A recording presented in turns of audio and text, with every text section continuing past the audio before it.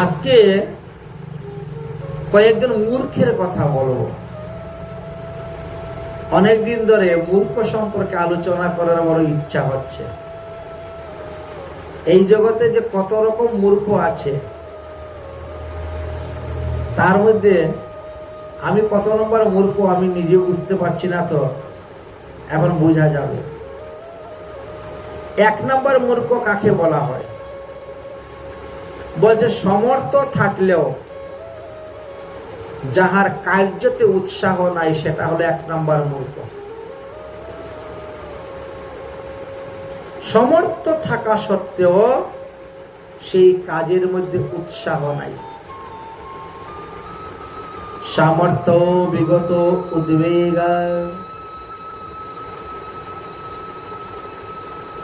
মনে করেন জন্মাষ্টমী ব্রত করার সমর্থ আপনার আছে, একাদশী ব্রত করার সমর্থ আপনার আছে।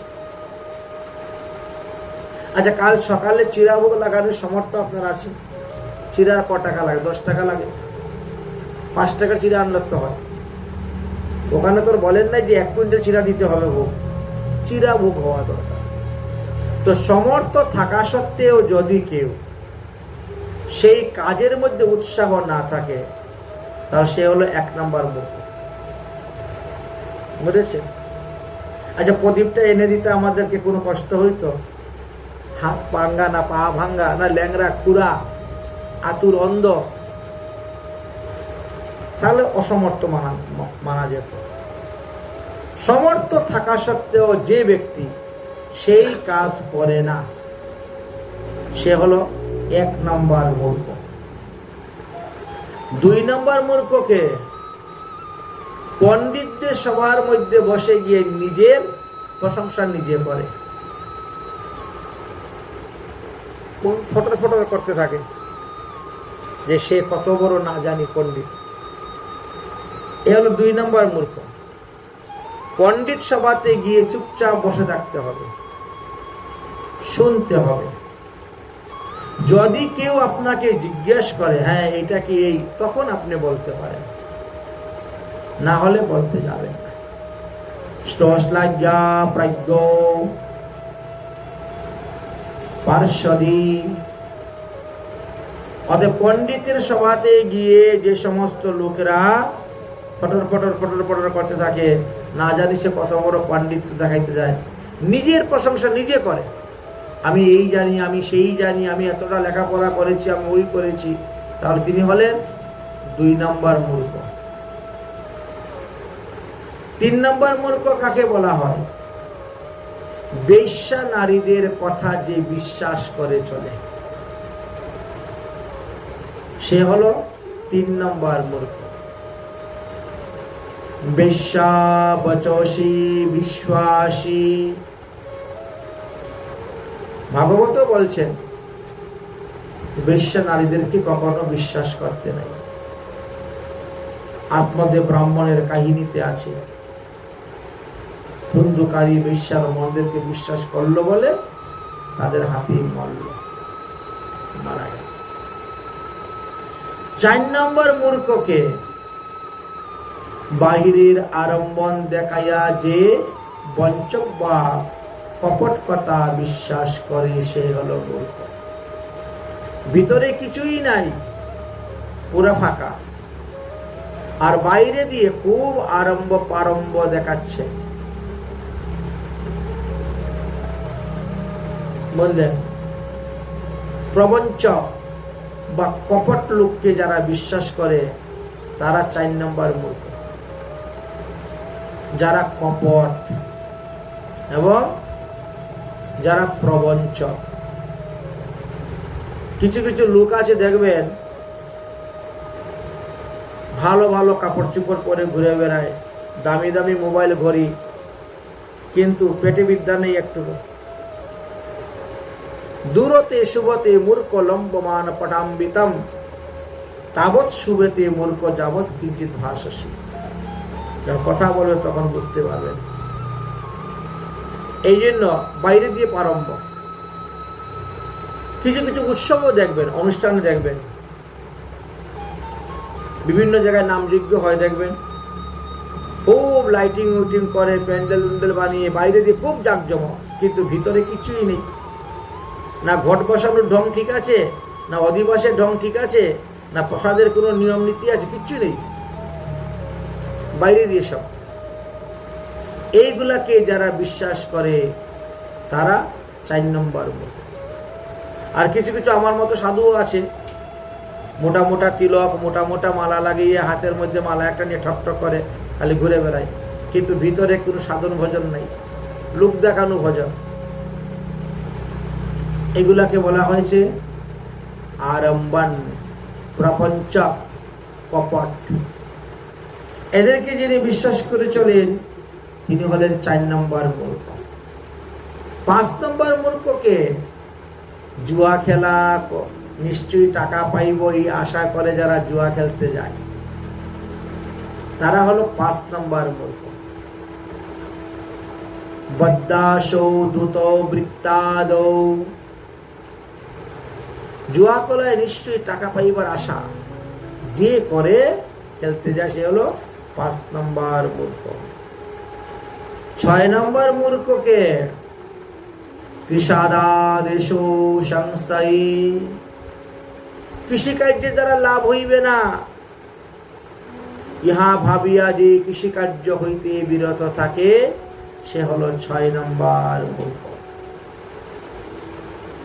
7 নম্বর মূর্খকে বিভক্ত রসিক বণিক, ব্যবসায়ী হইয়া যে ব্যক্তি রসিকতা না জানে সে ব্যবসা করতে পারবে না। ব্যবসা করতে গেলে রসিকতা জানতে হবে। বিরক্তি রসিক বণিক, ব্যবসায়ী হইয়া যে রসিকতা না জানে সে হলো 7 নম্বর মূর্খ। 8 নম্বর মূর্খকে ঋণেন স্থাবর ক্রেতা, ঋণ করিয়া যে স্থাবর সম্পত্তি ক্রয় করে সে হলো 8 নম্বর মূর্খ। বিষয় ভোগ করার জন্য ঋণ করে ও জিনিস কিনে কিনে নিয়ে আসবে, এনে ঘরে রাখবে, ইনি হলেন 8 নম্বর মূর্খ।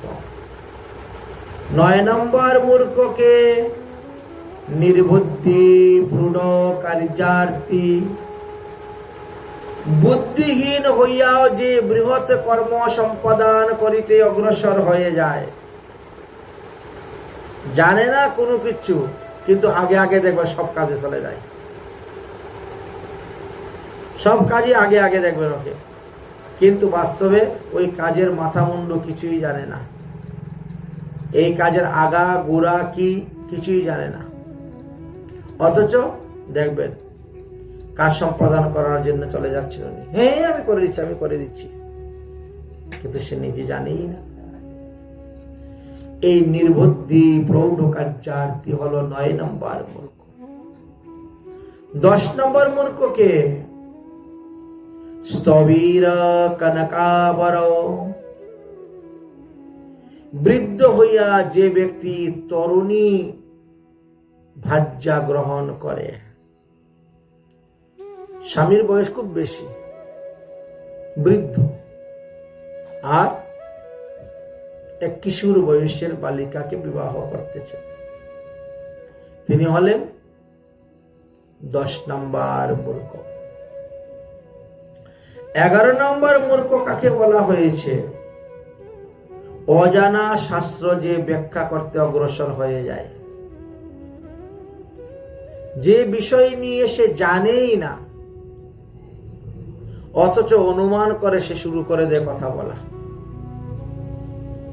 ইনি হলেন 11 নম্বর মূর্খ। ব্যাখ্যা তহি অশ্রুতে গ্রন্থে, কোন গ্রন্থ পড়ে নাই, কোন গ্রন্থ পায়ও নাই,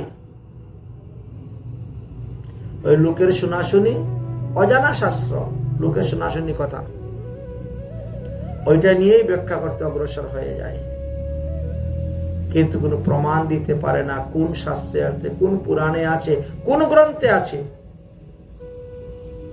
যদি প্রমাণ দিতে না পারে, তুমি ব্যাখ্যা করতে যাও, তাহলে তুমি হলে 11 নম্বর মূর্খ।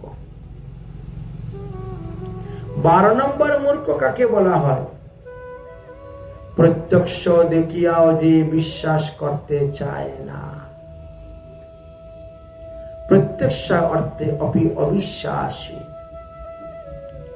নিজের চোখে দেখা সত্ত্বেও যে বিশ্বাস করতে চায় না, সে হলো 12 নম্বর মূর্খ। আমাদের সামনে দেওয়া কত লোক মারা যাচ্ছে, জন্মের পর থেকে এই পর্যন্ত 52 বছর বয়সে কত লোক দেখলাম মারা যাচ্ছে। আমিও মরব, আমি তো অমর নয়, তারপরে হরিভজন করি না। যারা হরিভজন করেছে, হরিপাদ পদ্ম লাভ করতে পেরেছে, হরির ধামে যেতে পেরেছে, সেটা দেখেও আমাদের বিশ্বাস হয় না। একে বলছে 12 নম্বর মূর্খ। 13 নম্বর মূর্খকে কৌটিল্য জানিয়েও যে নিজের স্ত্রীকে পরিত্যাগ করতে পারে না, সে হলো 13 নম্বর। চপল্লা প্রতিরি শূল্য, স্ত্রীটা কুলটা, ওনার স্ত্রী কুলটা, এটা জানা সত্ত্বেও তিনি তিনার স্ত্রীকে পরিত্যাগ করতে পারেন না, অথচ মনে মনে দ্বেষ করেন। তিনাকে বলা হয় 13 নম্বর মূর্খ। 14 নম্বর মূর্খ, প্রবল শত্রু থাকা সত্ত্বেও যে নিঃশঙ্কিত চিত্তে কাল যাপন করে যাচ্ছে, তিনি 14 নম্বর মূর্খ। সৈ শত্রু বিরুদ্ধে নেই অপি, চতুর্দিকে তার শত্রু, অথচ নিশ্চিত মনে ঘুমাচ্ছে, দিন যাচ্ছে, রাত যাচ্ছে, কোনো চিন্তাই নেই। তো আমাদের শত্রুকে দিন আর রাত, চন্দ্র আর সূর্য, একদিন গেল, আমাদের জীবনের একটা পরমায়ু চলে গেল। অতএব ঘুমাইলে হবে না, ভজন করতে হবে। ভজন না করলে এই কালের হাত থেকে বাঁচার কোনো উপায় নেই। 15 নম্বর মূর্খকে দান করিয়া পরে যে অনুশোচনা করে, সে হলো 15 নম্বর মূর্খ। দত্তানুসূচক কারক, দত্ত অনুসূচন কারক, দান করে দিয়েছি, কেন এটা দান করলাম, কেন ওকে দিলাম, ইস কি ভুলটা করেছি। দান করার পরে যে পস্তায়, দান করার পরে যে অনুশোচনা করে, তিনি হলেন 15 নম্বর মূর্খ। 16 নম্বর মূর্খ কাকে বলা হয়? যে নিজে কবিত্বহীন হইয়াও সমালোচনায় প্রবৃত্ত হয়ে যায়, তিনি 16 নম্বর মূর্খ। ও কবি পরচর্চক, অন্যের কবিতা শুনে ভুল ধরে, এটা ভুল হয়েছে, এটা ঠিক নাই, এটা এই হয় না, সেই নাই, কিন্তু নিজের মধ্যে নিজের পেটে কোনো কবিত্বতাই নাই। নিজের পেটের মধ্যে কোনো কবিত্বহীন হইয়া, অথচ তিনি অন্যের কবিতার নিয়ে সমালোচনায় প্রবৃত্ত হয়ে যান, অন্যের বিষয় নিয়ে প্রবৃত্ত হয়ে যান, তিনি হলেন 16 নম্বর মূর্খ। 17 নম্বর মূর্খকে বলছে কোনো প্রসঙ্গ বা কারণ ব্যতি রেখে যে সবসময় বক বক বক বক করতেই থাকে, 16 নম্বর মূর্খ। অপ্রয়োজনে কখনো কারোর সঙ্গে কথা বলতে যাবেন না, কিছুই বলতে যাবেন না অপ্রয়োজনে। বিনা প্রসঙ্গ, বিনা কারণে বক বক করে যারা যায়, তারা 17 নম্বর মূর্খ। অপ্রস্তাবে বৃথা বক্তা, বৃথা বক্তা, বিনা কারণে বক বক করে যাচ্ছে, তাদেরকে 17 নম্বর মূর্খ বলা হয়েছে। 18 নম্বর মূর্খকে প্রস্তাবে মৌন কারণ, প্রয়োজনের সময় কথাবার্তা না বলিয়ে চুপ হয়ে থাকে, এটা 18 নম্বর মূর্খ। প্রয়োজন অনুসারে তোমাকে জিজ্ঞেস করা হচ্ছে, হ্যাঁ না একটা তো উত্তর দিবে, কোনো কিছু না, চুপ হয়ে থাকলো। অপ্রয়োজনে বকবক করে আর প্রয়োজনের সময় কথা বলে না, তাহলে সেই ব্যক্তি 18 নম্বর মূর্খ। প্রস্তাবে মৌন কারকা, প্রয়োজনের সময় কথাবার্তা না বলিয়া যে চুপ করিয়া থাকে, তিনি হলেন 18 নম্বর মূর্খ। 19 নম্বর মূর্খকে দ্বন্দ্বকৃতি লাভ সংপ্রাপ্তে, লাভের সময় হইলে সে ঝগড়া করিয়া বাধাইয়া বসে। এখন এতক্ষণ কাজ করে গিয়েছ, এখন পয়সা পাওয়ার সময়, আর ওই সময় তুমি একটা ঝগড়া বাধাই দিলে, তার সেই ব্যক্তি তোমার পয়সা দিবে না। কিছু লোক এইভাবে কাজ করে, এরা হলো 19 নম্বর মূর্খ। 20 নম্বর মূর্খকে ক্রুধান্ধ ভোজনক্ষণে, ভোজন করিবার সময় রাগ করে, ঝগড়া করে, একেবারে রেগে আগুন হয়ে যায় ভোজনে বসে, ভোজন করার সময়, তিনি হলেন 20 নম্বর মূর্খ। ভোজান্দ ক্রুধান্দ ভোজনক্ষণে, এই জন্য ভোজনে বসে রাগ করতে নেই, হাসি খুশি মিষ্টি কথা আদি বলে ভোজন করতে হয়, না হলে তিনি 20 নম্বর মূর্খ। 21 নম্বর মূর্খকে স্বল্পার্থে বহুধা ব্যয়ী, সামান্য লাভের আশায় অজস্র অজস্র টাকা পয়সা ব্যয় করে, তিনি হলেন 21 নম্বর মূর্খ। স্বল্পার্থে বহুধা ব্যয়ী, 21 নম্বর মূর্খ।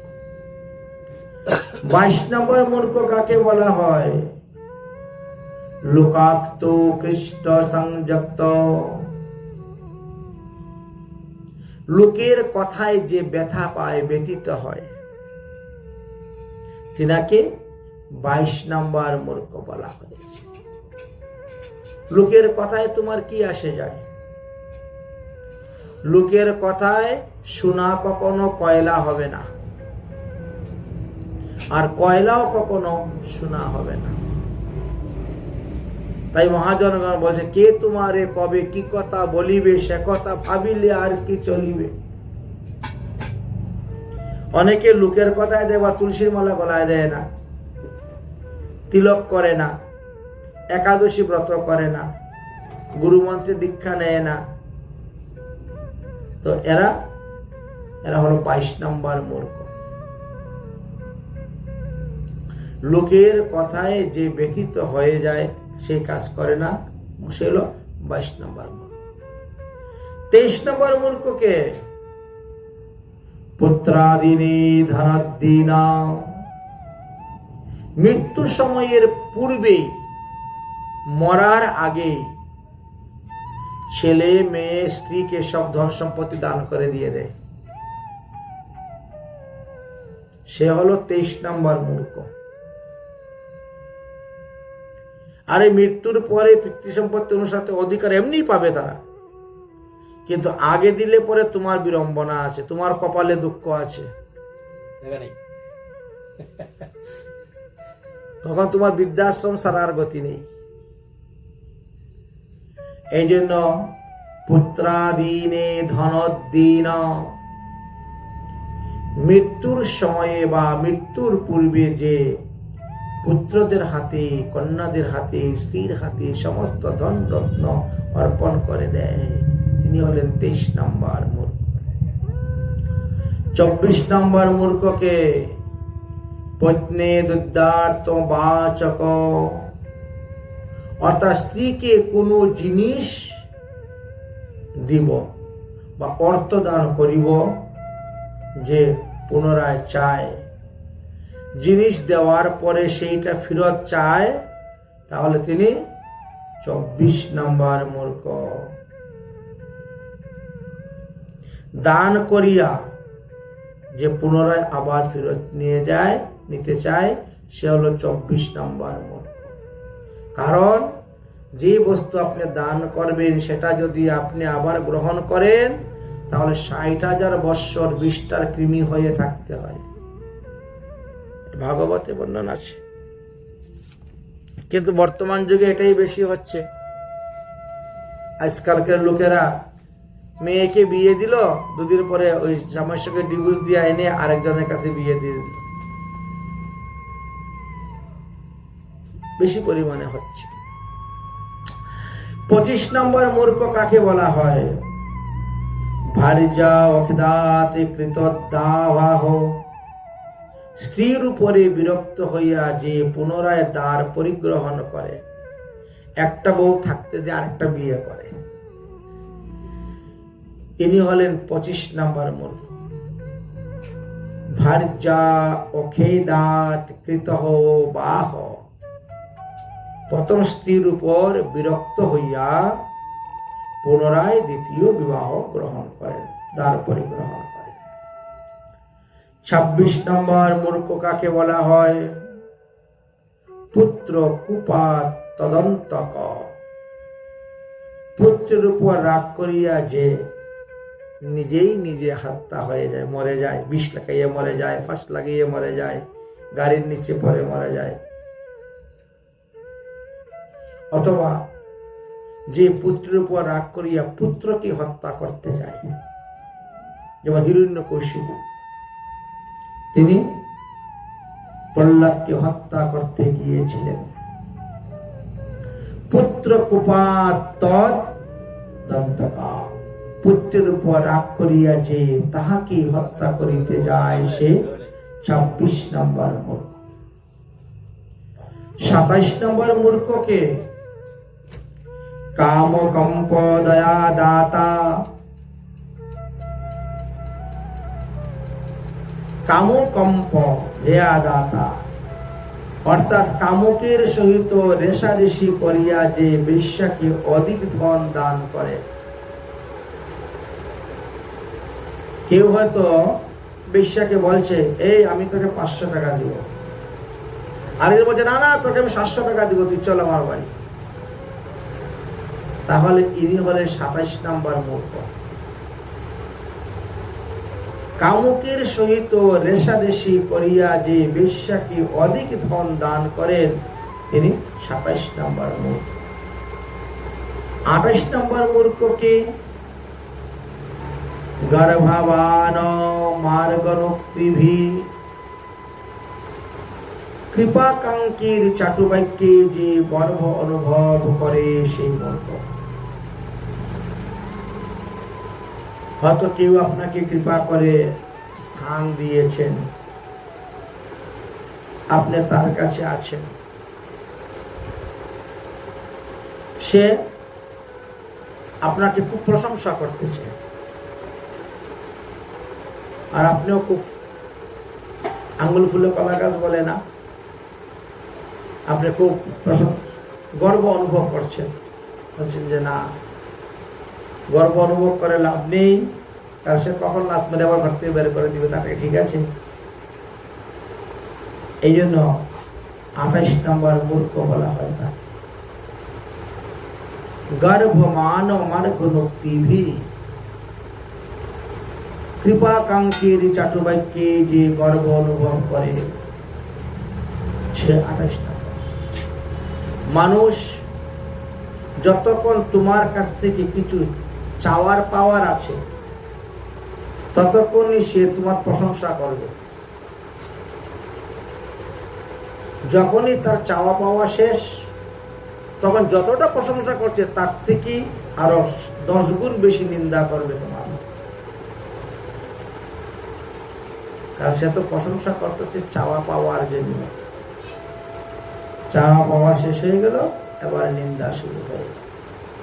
এই জন্য বলছেন ইনি হলেন 28 নম্বর মূর্খ। কেউ আপনার প্রশংসা করলে আপনি একদম বাহ, না জানি কি হয়ে গেছে মনে করতে যাবে। 29 নম্বর মূর্খকে নিহিত হিতবাগ ধীমান, যে নিজেকে অতিরিক্ত বুদ্ধিমান বলে মনে করে, চালাক বলে মনে করে, আর অন্যের হিতবাক্য গ্রহণ করে না। কেউ তাকে উপদেশ দিল, ভাই এটা করিও না, ওইটা ওইভাবে করো, ওইটা ওইভাবে করলে হবে, সেটা শুনে না। মনে করে আমার মতে বুদ্ধিমান কে আছে, আমার মতো চালাক কে আছে, আমি ওর উনার কথা শুনতে যাবো কেন। নিহিত হিতবাগ ধীমান, আপনাকে অতিরিক্ত বুদ্ধিমান মনে করিয়া যে ব্যক্তি অন্যের বাক্য গ্রহণ করে না, সে হলো 29 নম্বর মূর্খ। 30 নম্বর মূর্খকে কুলগদার সেবক, কুলের গর্ভেতে গর্বিত হইয়া প্রয়োজন থাকিলেও সে চাকরি করিতে অপমান বোধ করে। আমি অমুক কুলে জন্মগ্রহণ করেছি, চাকরি পাওয়া সত্ত্বেও চাকরির প্রয়োজন না, না চাকরি করবো, এটা অপমান বলে বোধ করে। বলছেন তিনি হলেন 30 নম্বর মূর্খ। 31 নম্বর মূর্খকে মহৎ আর্গে কাম পূর্ণং কৃত, যে কাম দুর্বল বস্তু দিয়া প্রতিদানে নিজেকে নিজের কামকে চরিতার্থ করেন, মানে কামনা বাসনা পূর্তি জন্য প্রতিদান, একটা দানের বিনিময়ে আরেকটা বস্তু গ্রহণ করিয়া থাকেন। বলছে তিনি হলেন 31 নম্বর মূর্খ। 32 নম্বর মূর্খ কাকে বলা হয়? স্ত্রী হস্তে আত্মবিক্রয়ী, যে নিজেকে স্ত্রীর হাতে বিক্রি করে দেয়, স্ত্রীর কথায় উঠে, স্ত্রীর কথায় বসে, স্ত্রীর কথায় চলে, তিনি হলেন 32 নম্বর মূর্খ। 33 নম্বর মূর্খ কাকে বলা হয়? লব্ধে ভূভুঞ্জি কামার্তি, রাজাকে লোভী জানিয়াও যে তাহার নিকট হইতে লোভের প্রত্যাশা করে, অর্থাৎ লোভী ব্যক্তির কাছে তুমি আবার যাচ্ছ লোভ চাইতে, জিনিস চাইতে, ওকে পাওয়া যাবে? পাওয়া যায়। এই জন্য তিনি 33 নম্বর। 34 নম্বর মূর্খকে কুনিপ্যাসো বিচারার্থী, দুষ্ট লোক বা অত্যাচারী লোকের নিকটে তুমি যাচ্ছ ন্যায় বিচার চাওয়ার আশায়। তার কাছে গিয়ে তুমি বিচার দিচ্ছ, আমার এই বিচারটা আপনি ন্যায় বিচার করে দেন, তো কখনো পাবেন না। কারণ সেই নিজেই তো দুষ্ট লোক, সে নিজেই তো অত্যাচারী লোক। অত্যাচারী শাসকের নিকটে কখনো ন্যায় বিচার এর আশা করা যায় না। যে আশা করে যায় সে মূর্খ। কত নম্বর? 34 নম্বর মূর্খ। 35 নম্বর মূর্খকে কায়স্তে স্নেহবদ্দাস, যে কায়স্থের স্নেহের উপর নির্ভর করিয়া কোনো উপকারের আশা করে বসে থাকে, তিনি হলেন 35 নম্বর। কায়স্থরা কি করে? খাতা লিখে, খাতা লিখার কাজ। অনেক দোকানদারের দেবেন আছেন, কত টাকা আয় হচ্ছে, কত টাকা ব্যয় হচ্ছে, ইনকাম ট্যাক্স সব লেখালেখির কাজ বলেছেন। কিন্তু তার বিনিময়ে তাকে বেতন দিতে হচ্ছে, মাসে মাসে বেতন দিতে হচ্ছে। যে কায়েস্তের স্নেহের উপরে, তার মিষ্টি মিষ্টি কথার উপর নির্ভর করে মনে করছে সে আমার খুব উপকার করতেছে, তিনি 35 নম্বর। 36 নম্বর মূর্খকে কুরি মন্ত্রীন নির্ভয়াম, রাজ্যের মন্ত্রী যদি ক্রূর স্বভাব প্রকৃতির থাকে,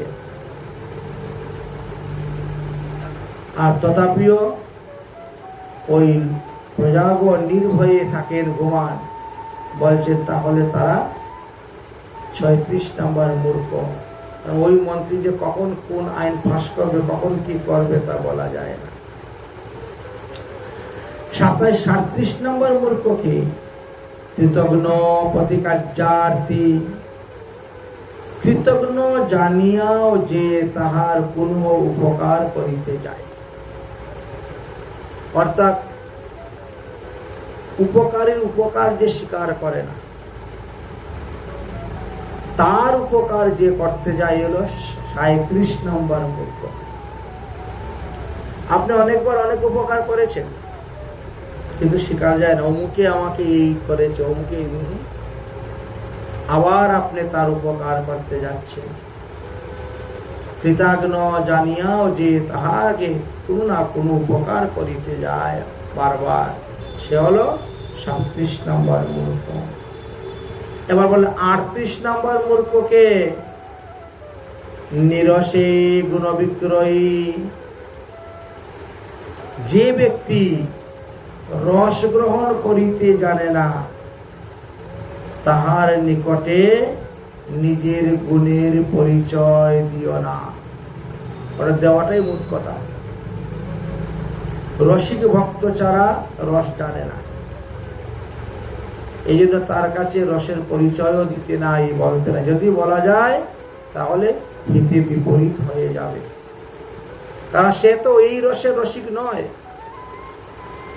আর তুমি গিয়েছো সেই রসের কথা বলতে, সেই রসের কাজ করতে, তাহলে তোমার বিপদ হয়ে যাবে।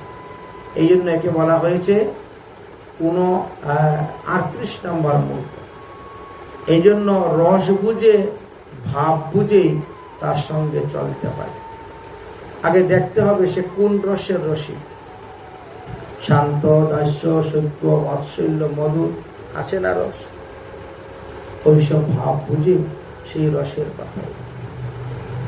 39 নম্বর মূর্খকে?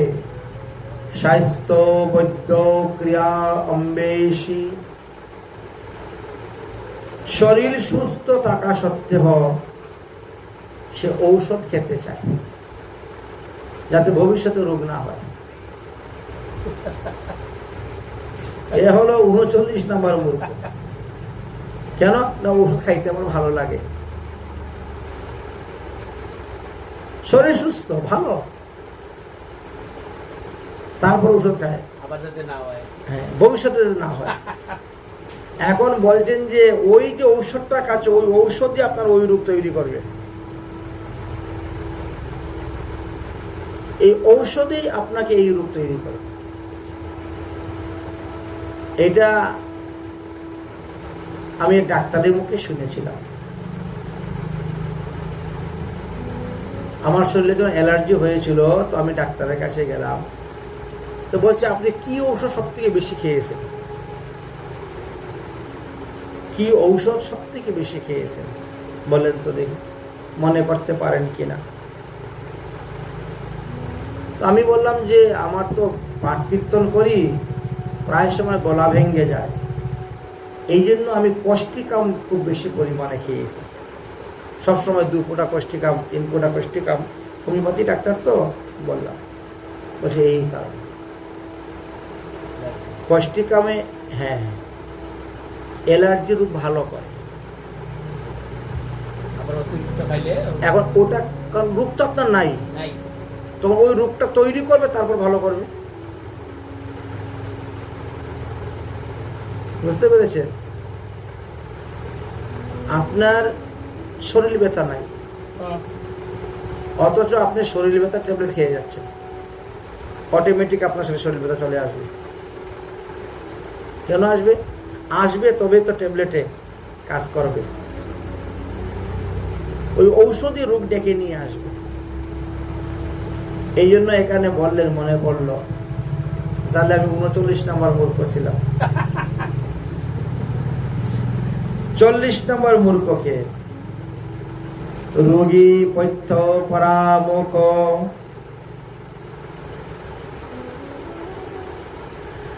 রোগীর চিকিৎসা করার পরে ডাক্তার বলে এটা খাবে না, ওইটা খাবে না, পথ্য, কিন্তু শুনে না, সবই খেয়ে যাচ্ছে। যে রোগীর চিকিৎসকের ব্যবস্থা মতো পথ্য গ্রহণ করে না, নিজের ইচ্ছা মতো খাওয়া দাওয়া, চলাফেরা, ঘোরাফেরা করে, সে হলো 40 নম্বর মূর্খ। প্রতিটা ঔষধেরই পথ্য আছে তো। ঠিক আমাদের হরিভজন করতে গেলেও পথ্য আছে। এই যে তোমাকে ভবরোগের ঔষধ দেওয়া হলো, মন্ত্রগুলা দেওয়া হয়েছে, চরণামৃত পান করছো, ভক্তপদ রজ গায়ে নিয়ে মাখতেছ, ভক্তপদ জল পান করতেছ, ভুক্ত অবশিষ্ট প্রসাদ খেয়ে যাচ্ছ, আমাকে একটু প্রসাদ দিবেন অদারা অমৃত, অথচ ঘরে গিয়ে মাছ মাংস খেয়ে যাচ্ছে। তো এই ঔষধে কি কাজ করবে? তার কুপৈত্য ছাড়িতে না। যারা কুপৈত্য ছাড়তে না পারে এদেরকে রোগী কাজ করে না। এরা হলো 40 নম্বর মূর্খ। 41 নম্বর মূর্খকে লোভেন সজ্জন ত্যাগ, লোভের বশীভূত হইয়া যারা আত্মীয় স্বজন, ইষ্টি কুটুম্ব, মাতা পিতাকে ত্যাগ করে দেয়, 41 নম্বর মূর্খ। অনেক লোক আছে না, ধর্মান্তরিত হয়ে যায়। হিন্দু মেয়েরা দেখবেন প্রায় মুসলমান ছেলেদেরকে ভালোবেসে বিয়ে করে ধর্মান্তরিত হয়ে যাচ্ছে। 41 নম্বর মূর্খ। লোভের বশীভূত হইয়া, লোভের বশীভূত হইয়া যে স্বধর্ম ত্যাগ করে, আত্মীয় স্বজনকে ত্যাগ করে চলে যায়, সে হলো 41 নম্বর মূর্খ। 42 নম্বর মূর্খকে বাচা মিত্র বৈরাগ কৃত, যে বাক্যের দ্বারাও বন্ধুর সহিত সম্বন্ধ রাখে না, তিনাকে 42 নম্বর মূর্খ বলা হয়েছে।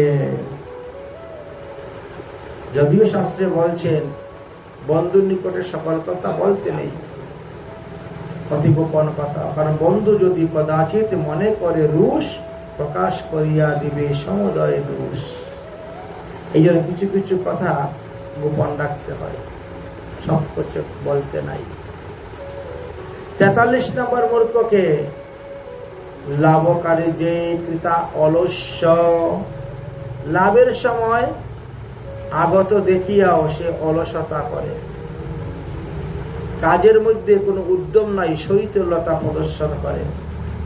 হবে আমার কপালে থাকলে আসবে না, এরকম কিছু লোক আছে। উদ্যম না থাকলে হবে না। সিংহ যদি হা করে বসে থাকে যে আমার মুখের মধ্যে হরিণ এনে ঢুকিয়ে দিও ভগবান, ভগবান ঢুকাবে তার মুখে হরিণ।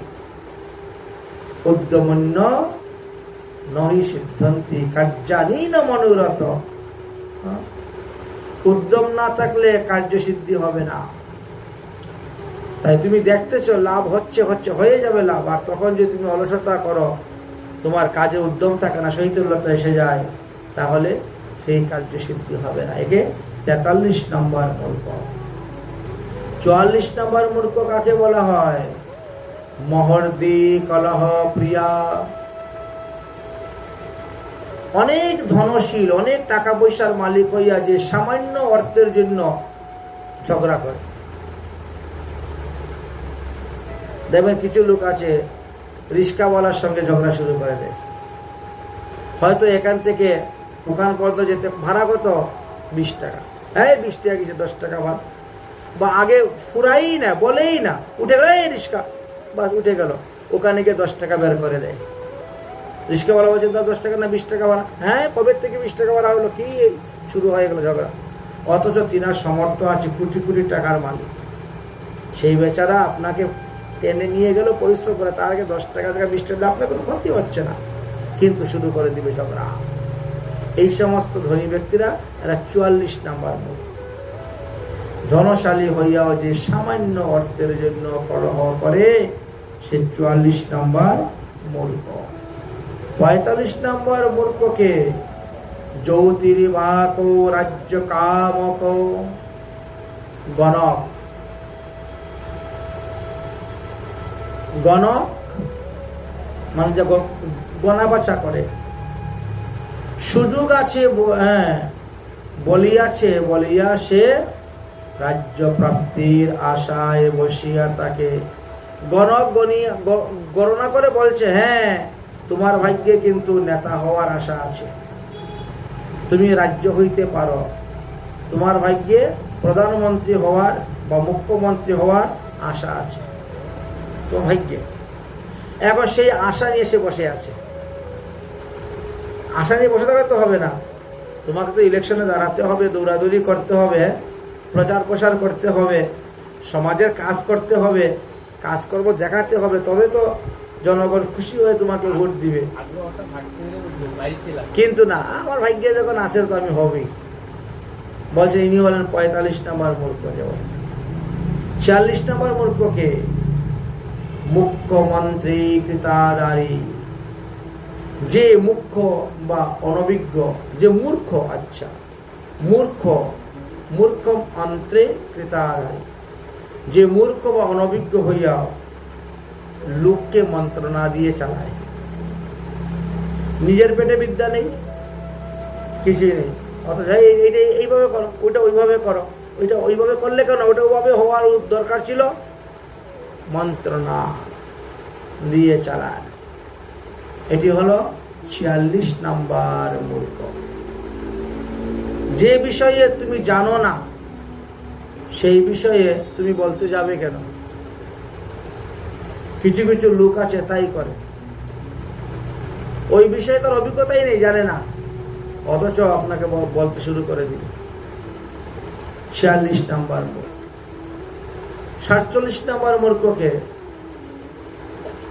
সৌর দুর্বল বাধক, দুর্বল লোকের উপরে যে অত্যাচার করে নিজের বীরত্বের পরিচয় দেয়, বীর পুরুষের পরিচয় দেয়, বাস্তবে তিনি বীর পুরুষ নন। বলছে সৌর দুর্বল বার্ধক্য, দুর্বল লোকের উপরে অত্যাচার করিয়া যে বীরত্ব দেখায়, আসলে তো সে বীর নয়। বীরের সঙ্গে যুদ্ধ কর, তবে তো বীর বুঝবো। ইনি হলেন 47 নম্বর মূর্খ। 48 নম্বর মূর্খকে দৃষ্ট দুষাঙ্গনারত, চরিত্রহীনা রমণী জানিয়েও যে ব্যক্তি ওই রমণীর প্রতি আসক্তি হয়ে থাকে, সে হলো 48 নম্বর মূর্খ। 49 নম্বর মূর্খকে কৌন ক্রোধী গুণাগ্রহে, কোন শিল্প বা গুণের কার্য শিখিতে গিয়া যে অল্পতেই অধৈর্য হয়ে যায়, সে হলো 49 নম্বর মূর্খ। 50 নম্বর মূর্খকে অজ্ঞ পটাম্বরামৃত, মানে ভালো ভালো পোশাক পরিয়া যে সভার মধ্যে গিয়ে উপবেশন করে বসে, অথচ পেটে কোনো বিদ্যা নেই, একেবারে অজ্ঞ। অথচ বড় বড় অফিসাররা যেভাবে ড্রেস পরে, পোশাক পরে, ওইভাবে পোশাক পরে তিনি সবার মধ্যে গিয়ে বসেন। তিনি 50 নম্বর মূর্খ। 51 নম্বর মূর্খকে সঞ্চয়ে অন্য কৃতব্যেয়,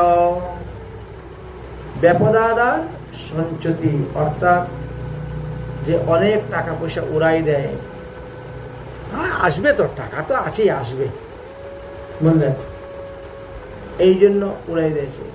সঞ্চয়ে হন্য কৃতব্যয়, অর্থাৎ নিজে সঞ্চয় করে না, বাপ দাদার টাকা পয়সাকে খুব উড়ায়, সম্পদ, নিজে সঞ্চয় করে নাই।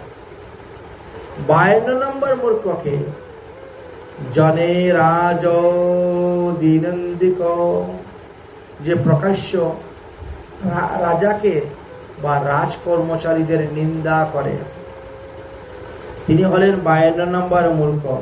আর তারপরে জেলের ভাত খেতে হয়।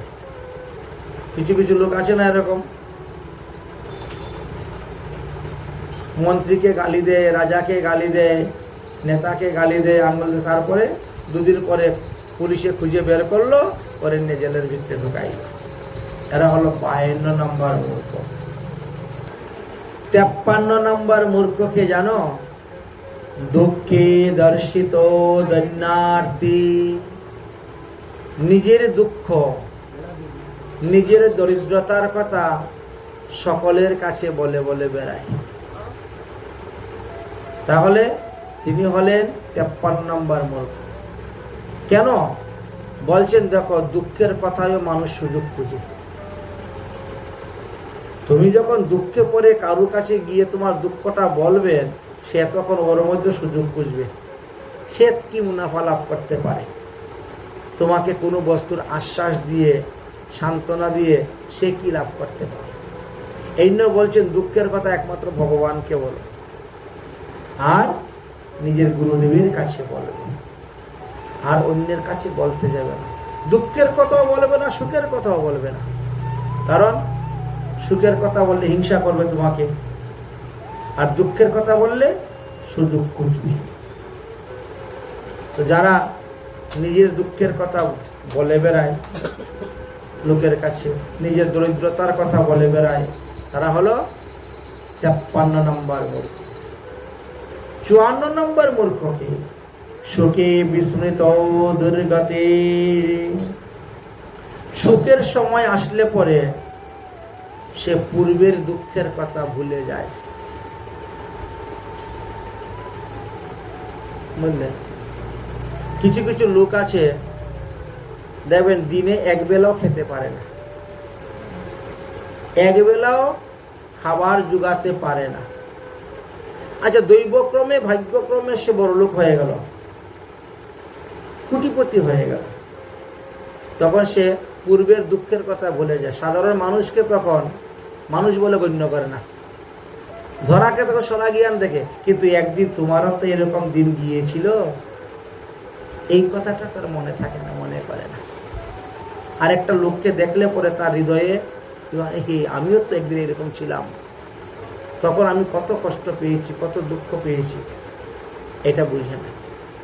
তো যারা পূর্বের দুঃখকে বিস্মৃতি হয়ে যায়, ভুলে যায়, তারা হলো 15 নম্বর, 54 নম্বর মূর্খ। কারণ আজকে তুমি রাজা হয়েছ, কাল আবার ফকির হয়ে যেতে পারো। ভগবান কখন যে কাকে কি করবা বলা যায় না। কথা আছে না, আজ রাজা হরিশ্চন্দ্র, কাল সেও ভিক্ষে চায়, কারো দিন সময় নাহি যায়, কাহারো দিন সমান নাহি যায়। তাই বলছেন যে 54 নম্বর মূর্খ। 55 নম্বর মূর্খকে বহু ব্যয় অল্প রক্ষার্থী, সামান্য বস্তুকে রক্ষা করতে গিয়ে যে হুজুকের বসে বহু অর্থ ব্যয় করে দেয়। 10 টাকা জিনিস রক্ষা করতে গিয়ে 100 টাকা খরচ, এমন লোকও আছে। হুজুকে সামান্য বস্তু রক্ষা করতে গিয়ে হুজুকের বসে যে বহু অর্থ ব্যয় করে দেয়, তিনি হলেন 55 নম্বর মূর্খ। 56 নম্বর মূর্খকে বিষমবর্তী পরীক্ষায়। আচ্ছা, বিষ খাইলে পরে শরীরে কি হয় দেখি তো, একটু বিষ খাইয়ে পরীক্ষা করে। এরকম লোক আছে জগতে। বলছেন ইনি হলেন 56 নম্বর মূর্খ, পরীক্ষা করার জন্য বিষ খাচ্ছে। বিষ খাইলে শরীরের কি প্রকার দশা হয়, ইহা একটু পরীক্ষা করে দেখার জন্য একটু বিষ খাইনি দেখি তো। এই হলো 56 নম্বর মূর্খ। 57 নম্বর মূর্খকে দগ্ধার তো ধাতুবাদেন,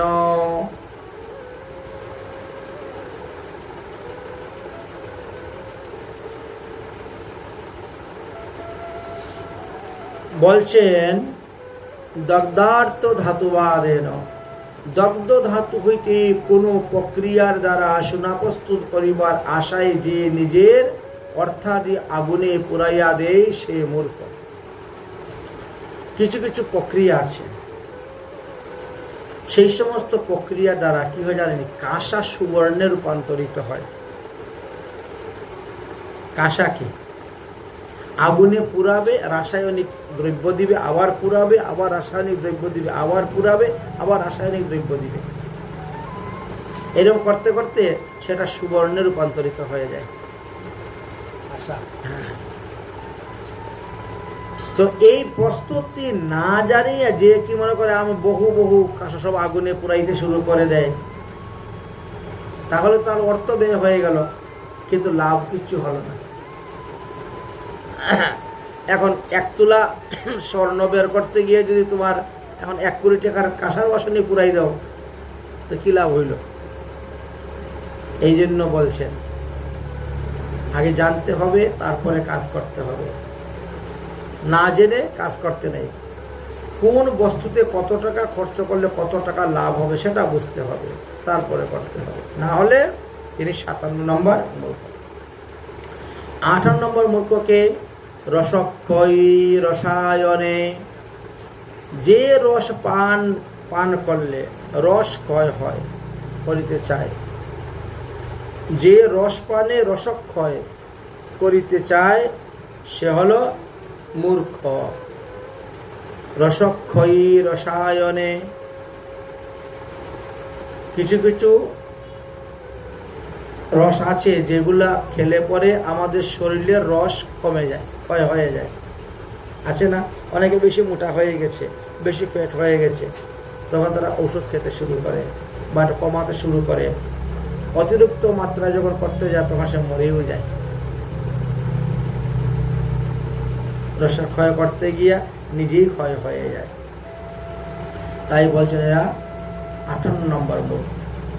59 নম্বর মূর্খকে আত্মভাবনায় স্তূপ, নিজেকে খুব বড় মনে করে, নিজেকে বড় পণ্ডিত মনে করে, নিজেকে বড় বুদ্ধিমান মনে করে, নিজেকে বড় চালাক মনে করে, যে সে আত্মপ্রসাদ লাভ করে। হয়েছে? ইনি হলেন 59 নম্বর মূর্খ। আত্মভাবনায়াস্তম্ভ। 60 নম্বর মূর্খকে ক্রোধাৎ আত্মবুধে দৈত্যা, ক্রোধের বশে যে আত্মঘাতী করে। রাগের মাথায় গিয়ে গলায় দড়ি দিয়ে দেয়, জলে ডুবে যায়, গায়ের মধ্যে আগুন লাগিয়ে দেয়। 60 নম্বর মূর্খ। ক্রোধাৎ আত্মবোধয় হত্যা, নিজেই নিজের আত্মহত্যা করে।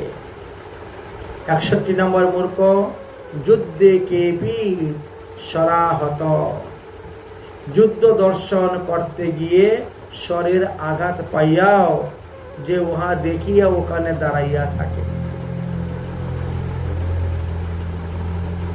হয়তো কোথায় মারামারি লেগেছে, তাই না? কিছু লোক যায় মারামারি দেখার জন্য, থামাবে না, আটকাবে না, মারামারি দেখতে গিয়েছে। আর মারামারি দেখতে গিয়ে হয়তো একজনে আরেকজনকে ইট মারতে গিয়ে তোমার মাথায় ইট পড়ে গেল, তারপরেও তুমি ওখানে দাঁড়িয়ে আছো মারামারি দেখার জন্য। বলছেন এ হলো 61 নম্বর মূর্খ। 62 নম্বর মূর্খকে স্বল্প অর্থ স্ফিলামৃতম, স্বল্প আয় থাকা সত্ত্বেও বাইরে খুব আড়ম্ব করে দেখায়, ঘরে কিন্তু নুন আনতে পান্তা ফুরায়, অথচ বাইরে দেখবেন 10,000 টাকার মোবাইল হাতে নিয়ে ঘুরে বেড়াচ্ছে। ভালো ভালো চশমা, ভালো ভালো জুতা, ভালো ভালো কাপড়, ইস্তারি মেরে সেন্ট ছাড়া চলে না, অথচ ঘরে কিন্তু খাবার নেই, নুন আনতে পান্তা ফুরায়। স্বল্প পরিমাণ আয়, যা একটা দিলে আরেকটা হয় না, গুছে না, অথচ বাইরে দিয়ে খুব আড়ম্ব দেখাইয়া ঘুরে বেড়ায়। ইনি হলেন 62 নম্বর মূর্খ। 63 নম্বর মূর্খ শৈশক্ত বিরোধে না, প্রবল শত্রুর সঙ্গে বিরোধ বাধায় সে নিশ্চিত মনে নিদ্রা যায়। শত্রু তার এত প্রবল, কখন যে সে তাকে মেরে ফেলবে তার ঠিক নেই, অথচ সে নিশ্চিন্ত মনে ঘুমাচ্ছে। ইনি হলেন 63 নম্বর মূর্খ।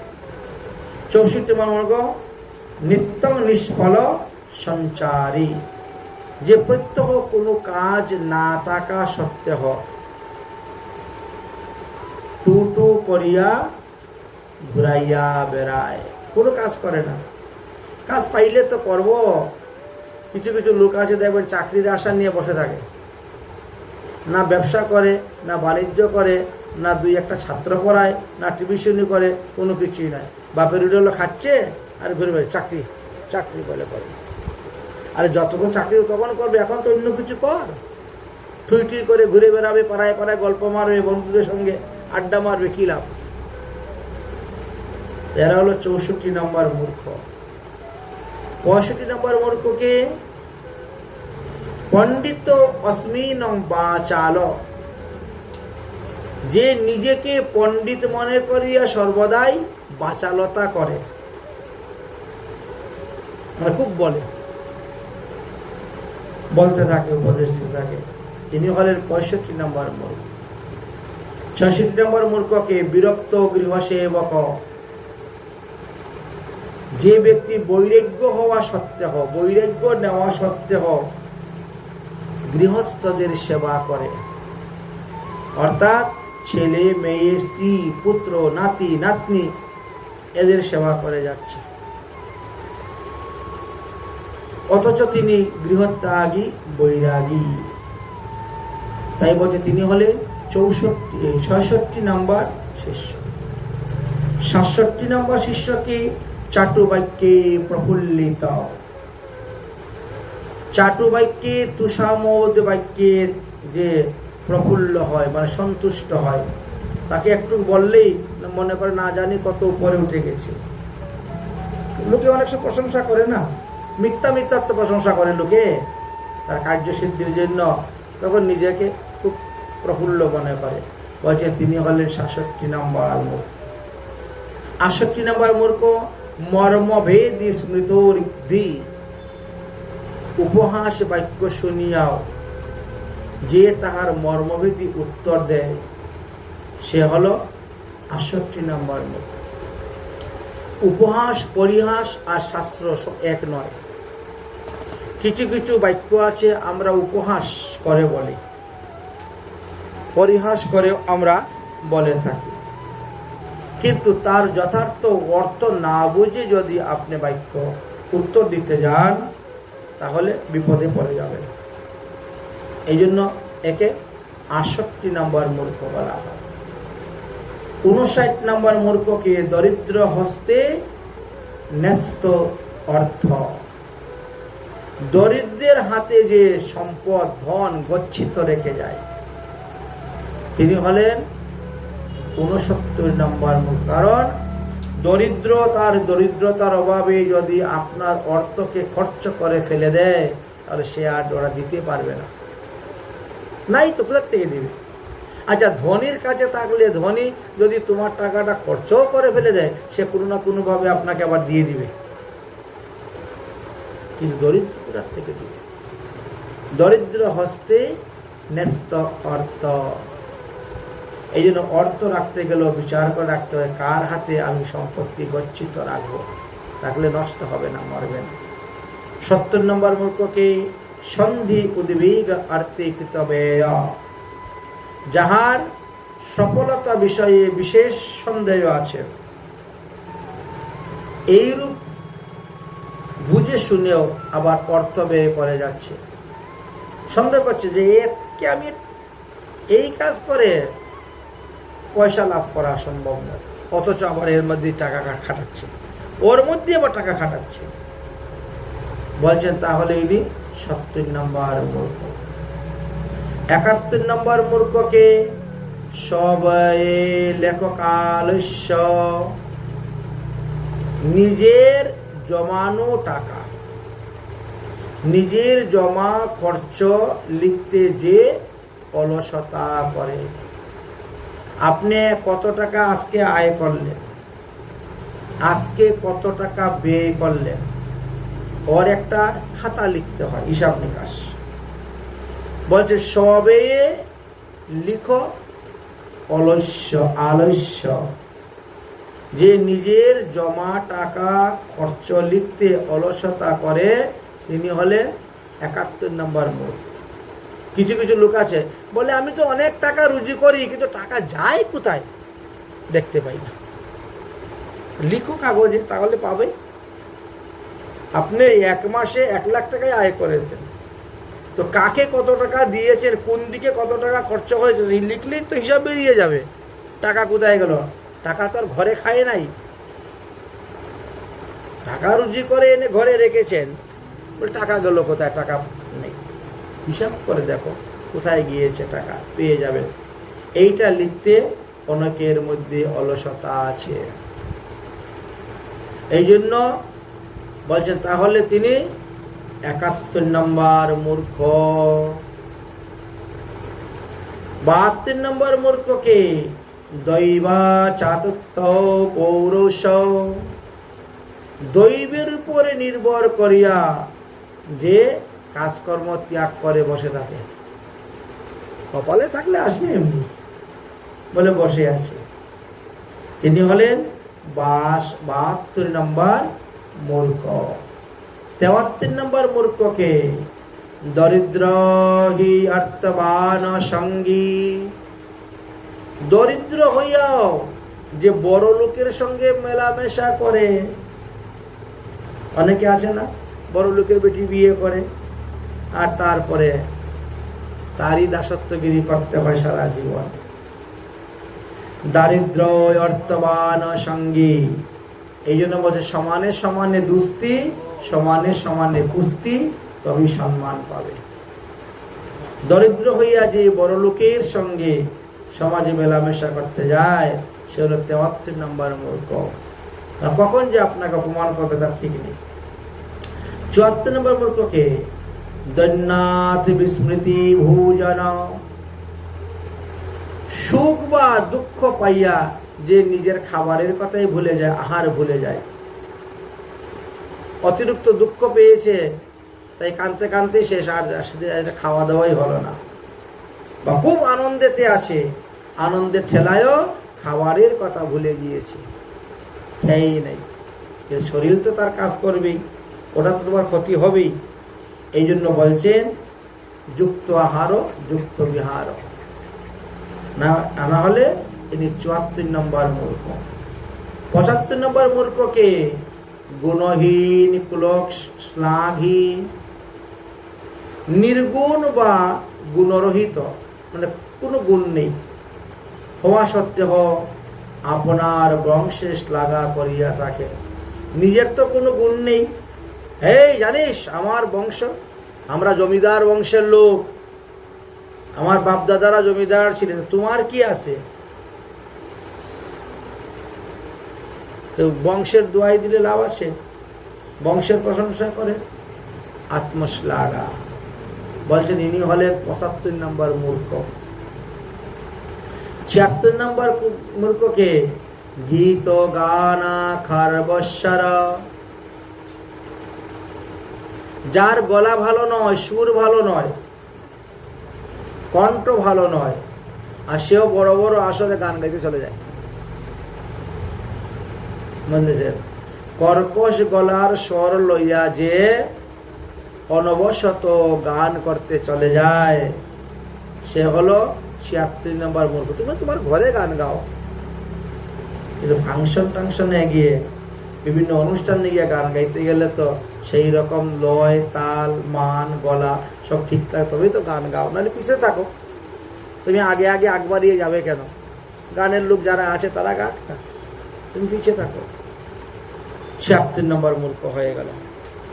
77 নম্বর মূর্খকে ভারিজা ভয়াতে নিষেবিদার্থী, স্ত্রীর ভয়ে টাকা কড়ির কথা গোপন রাখে। বললে বাড়িতে টাকা রাখে না, অন্য জায়গায় অন্য লোকের কাছে টাকা রাখে, আর শেষে ওইটাও মার যায়, শেষে সেটাও মার যায়। ভারিজাত ভয়াতে নিষেধার তানি, স্থির ভয়ে যে টাকা কড়ির কথা গোপনে রেখে অন্য লোকের কাছে জমা রেখে দেয়, হয়তো সেই লোকটা মারাই গেল, তাহলে ও আর টাকাটা পেল না। সাক্ষী কে? সাক্ষী তো কেউ নাই, কেউ তো জানে না। ৭৭ নম্বর মূর্খ। ৭৮ নম্বর মূর্খ, কার্পণ্য প্রাস্তদ ঐশ্বর্য যশ, কার্পণ্য প্রাপ্ত তো যশ, অতিরিক্ত কৃপণতা করিয়া যে চতুর্দিকে দুর্নাম কিনিয়া লয়। ৭৯ নম্বর মূর্খ, ব্যক্ত দোষ ও জনস্নাগ্রী, যাহার দোষ জনসমাজে ব্যক্ত হইয়া পড়িয়াছে, এমন লোকের সে সুখ্যাতি করিয়া বেড়ায়। কোনো একটা লোকের দুর্নাম বদনাম সব জায়গায় ছড়িয়ে পড়েছে, তার মধ্যে তুমি গিয়ে কি করলে? তার সুনাম বলে বেড়াচ্ছ। বলে ওখানে তো ওটা বিকবে না, ওটা বলে কি লাভ? এই জন্য ইনি হলে ৭৯ নম্বর মূর্খ। সে অর্থের লোভী হোক, যেভাবেই হোক। ৮০ নম্বর, সভা মধ্য মধানিষ্কত, সবার মধ্যস্থলে গিয়া বসিয়া সভা শেষ হইবার পূর্বেই যে লোকচক্ষুর সাক্ষাতে উঠিয়া চলে আসে। তুমি যখন উঠেই চলে আসবে তো পিছনে বসো, মধ্যেখানে বসার কি দরকার? সবার মধ্যেখানে গিয়ে, আর সবার মধ্যেখানে বসলে সভা শেষ করার পরেই উঠে আসতে হবে। এই জন্য তিনাকে বলা হয়েছে ৮০ নম্বর মূর্খ। ৮১ নম্বর মূর্খকে দৈত্য বিস্মৃত সন্দেশ, কোথায় কার্যের দৈত্য করিতে গিয়ে সময়কালে কি খবর দিতে হবে না দিতে হবে তা ভুলে যায়। বললেন তুমি গিয়েছো অমুককে সংবাদ দেওয়ার জন্য, যে কথা বলার জন্য গিয়েছো সেই কথা না বলে আজে বাজে 10 কথা বলে ওখানে গল্প গুজর করে চলে আসলে, আশা করি আমি তো ওই কথা বলার জন্য, ওটা তো বলা হলো না। এরকম ঘটে অনেকের জীবনে, বুঝেছেন? ইনাকে ৮১ নম্বর শ্লোক মূর্খ বলা হয়েছে। ৮২ নম্বর মূর্খ, কাঁসা কাঁস বাংশৌর কারত,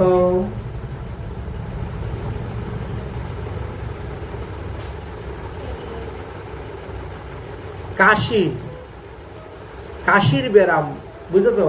মানে কাশির রোগ। আপনি খালি হুক্কুর হুক্কুর করে সবসময় কাশেন, কাশি সময় বন্ধ হয় না, বন্ধ করা যায় না। অথচ কাশির রোগ থাকা সত্ত্বেও আপনি গিয়েছেন আরেকবারে চুরি করতে। আচ্ছা বলেন তো, চুরি করতে গেলে যে হঠাৎ করে কাশি এসে যায়, তো যে ঘুমিয়ে সে জেগে যাবে, কে কাশলো এখানে ধরা পড়ে যাবেন। তো কাশির রোগ থাকা সত্ত্বেও চুরি করতে যায়, এ হলো ৮২ নম্বর মূর্খ।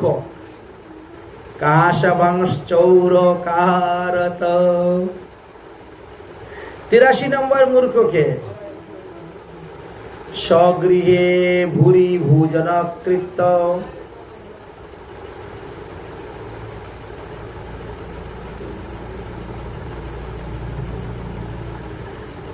মান যশ প্রতিষ্ঠা লাভের জন্য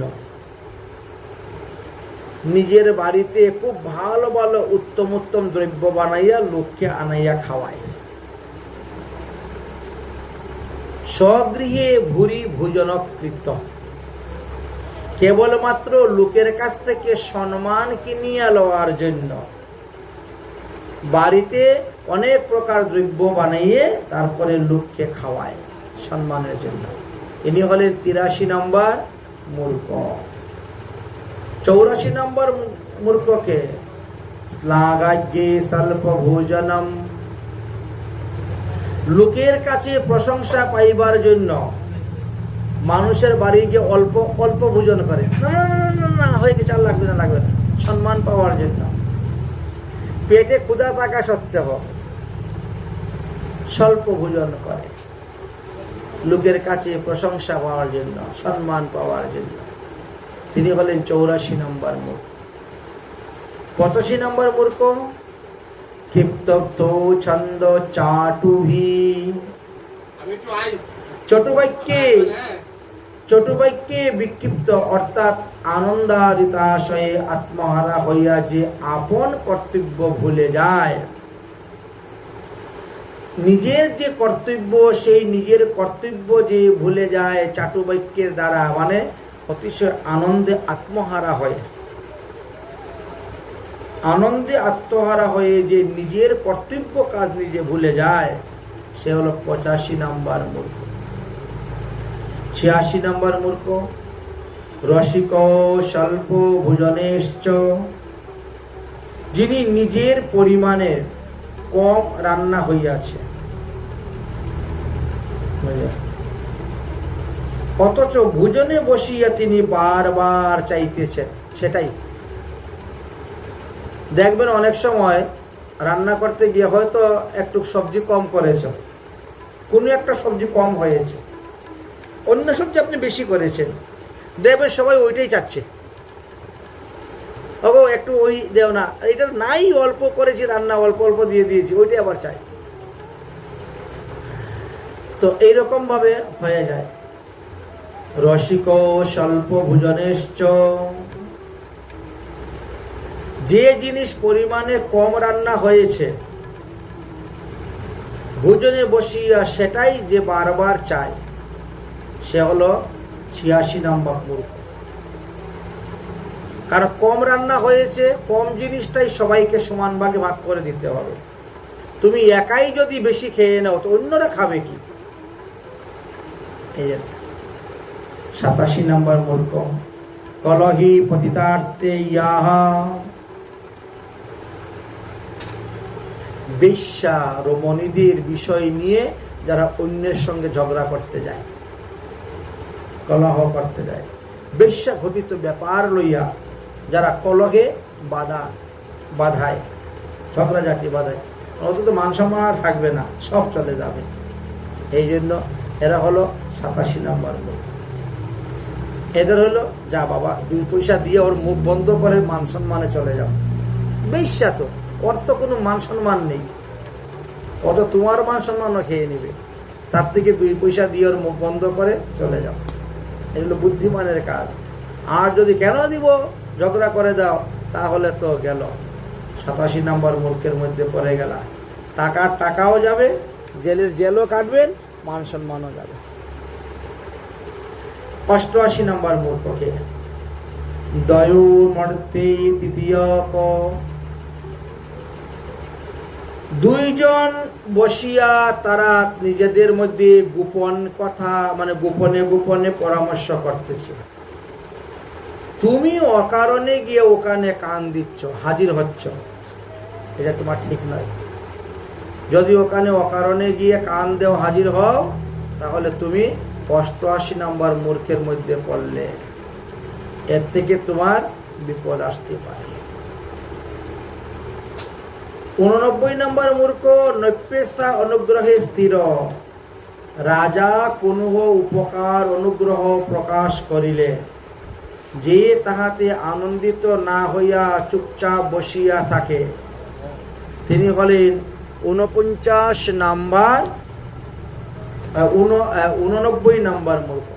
যেমন রাজা বলছেন, হয়তো সরকার বলছে আমি একটা করে সবাইকে গ্যাস সিলিন্ডার দিব, চুলা দিব, তোমার কর্তব্য হলো তুমি গিয়ে ফর্ম ফিল আপ আগে করে নেওয়া।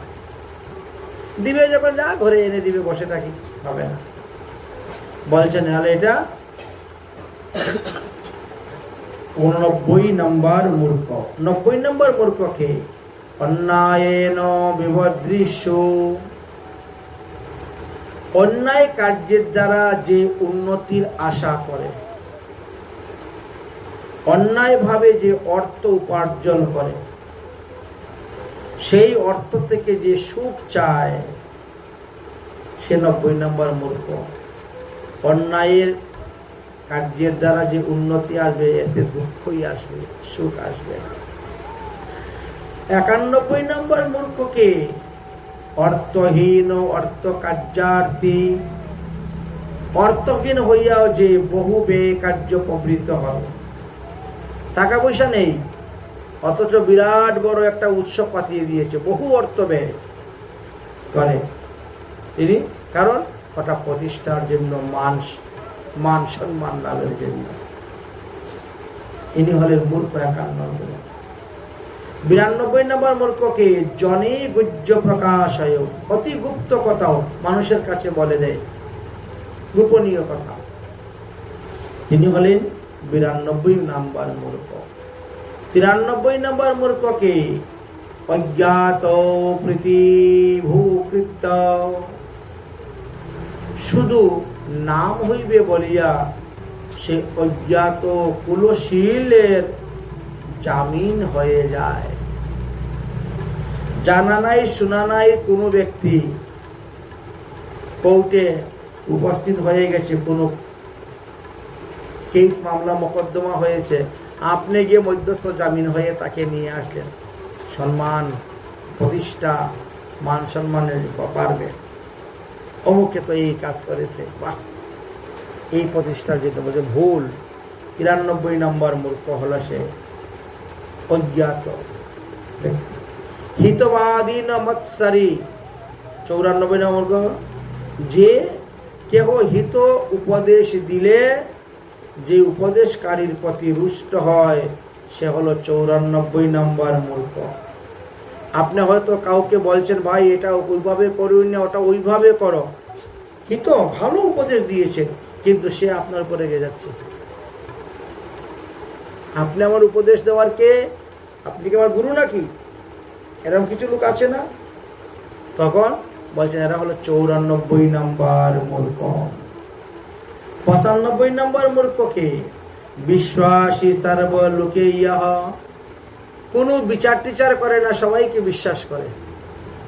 এটা হলো আমার মধ্যে এই দুষ্টা আছে, আমি এই পাইলাম একটা, হ্যাঁ আগে একটা পেয়েছিলাম, এখন আরেকটা মূর্খতা আমার মধ্যে আছে। 95 নম্বর মূর্খ, সবাইকে বিশ্বাস করে, বিনা বিচারে, বিচার না করে,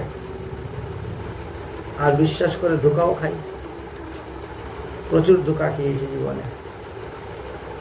95 বিশ্বাসী সর্বে লোকে ইহা, বলছে সবাইকে বিশ্বাস করতে নাই, বিচার করে বিশ্বাস করতে হয়, না হলে 95 নম্বর।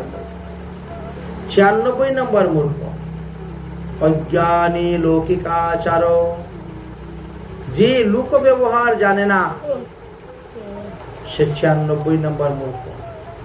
কোন লোকের সঙ্গে কিভাবে ব্যবহার করতে হয় ওটা জানতে হবে, জেনে তার সঙ্গে সেই রকম ব্যবহার করতে হবে, না হলে আপনি 96 নম্বর মূর্খ। 97 নম্বর মূর্খকে ভিক্ষুকংশ্চিব্য ভোজনশ্চ, ভিক্ষুক হইয়াও যে গরম গরম খাবার খাইতে চায়। ভিক্ষুক, ভিখারি 10 ঘর ভিক্ষা করতে করতে আপনার বাড়িতে আসছে, আপনি বলেন এই খাবি, ভাত খাবি, তো নে বস খা। খাবার বলবে এই এটা কি ঠান্ডা জিনিস খাওয়া যায় না, গরম গরম দাও, শোভা পায় ভিক্ষুকের মুখে সেই কথাটা। তাই বলছি ইনি 97 নম্বর মতো, তাকে খেতেই দিবে না কেউ, যা তাহলে তোর জন্য কি ভাত বসাবো না কেন, গরম ভাত যা দিয়েছি বাবা খাইলে খা, নাহলে যা বা। এই জন্য একে 97 নম্বর মূর্খ হলো, যে ভিক্ষুক হইয়াও যে গরম গরম খাবার চায়। 98 নম্বর মূর্খকে গুরুশ্চ শৈতিল্য ক্রিয়া, অর্থাৎ যে গুরুগিরি করতে করতে সীমাশূন্য ও সদাচার বর্জিত হয়ে যায়, ইনি হলেন 98 নম্বর মূর্খ।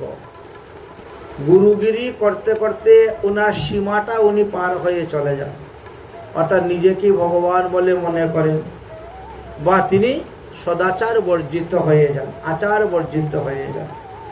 লোকে বলছে আপনি তো ভগবান গুরুদেব, তা আপনার আবার কি একাদশী, তাই না? আপনি তো ভগবান বলে আরম্ভ হয়ে গেল, লোকে প্রশংসা করলো, আর ইনিও ইনার মর্যাদা সীমা লঙ্ঘন করে চলে যাচ্ছেন। ইনি হলেন 98 নম্বর মূর্খ। 99 নম্বর মূর্খকে কুকর্মনাদিপি নিলজ্জ, যে কুকর্ম করিয়াও লজ্জা পায় না, সে হলো 99 নম্বর মূর্খ। 100 নম্বর মূর্খকে অকারণে বৃতা হস্য, কারণ নাই অকারণে সর্বদা খালি হাসে। মানুষ তো একটা কারণে হাসে, ওর কারণ নাই ও কারণ নেই, সবসময় হাসে। তিনি হলেন 100 নম্বর মূর্খ। ইতি মূর্খ শতকম। আমরা এই একটা গ্রন্থ হলো, গ্রন্থের নাম হলো মূর্খ শতকম। এই গ্রন্থটা আজকে পাঠ করলাম কেন, এতে বোঝা যাবে যে কে কত নম্বর মূর্খ, কে আমরা কি কাজ করে যাচ্ছি। সেই সমস্ত কাজ থেকে যদি আমরা নিজেকে সরিয়ে না আনি, তাহলে আমরা ভবিষ্যতে উন্নতি লাভ করতে পারবো না। এই জন্য মহাজনগণ এই গ্রন্থটা রচনা করেছেন। এটি রাধাকুণ্ডে এই গ্রন্থ রচনা হয়েছে। এই যে মূর্খ শতকম গ্রন্থটা রাধাকুণ্ডেই রচনা করা হয়েছে, বুঝলেন? যদি এটা পুরানো গ্রন্থ ছিল, পরবর্তী সময়ে রাধাকুণ্ডে সংস্কার করা হয়েছে। শ্রী গৌর সুন্দর দাস বাবাজি মহারাজ এটি প্রকাশ করেছিলেন বিজয়া দশমী তিথি 2 অক্টোবর 2006। ভক্তি গ্রন্থ প্রচার ভান্ডার রাধাকুণ্ড থেকে এটি প্রচার হয়েছিল।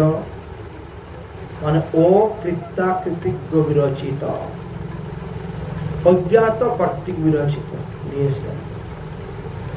যাই হোক, এই হলো মূর্খ শতকম গ্রন্থ। অতএব এই সমস্ত মূর্খতা ত্যাগ করে যদি হরিভজন করা যায়, তাহলে লাভ হইবে। চলতে পারতে পারলে ভালো। সবকিছু জানা দরকার, শেখা দরকার, বোঝা দরকার।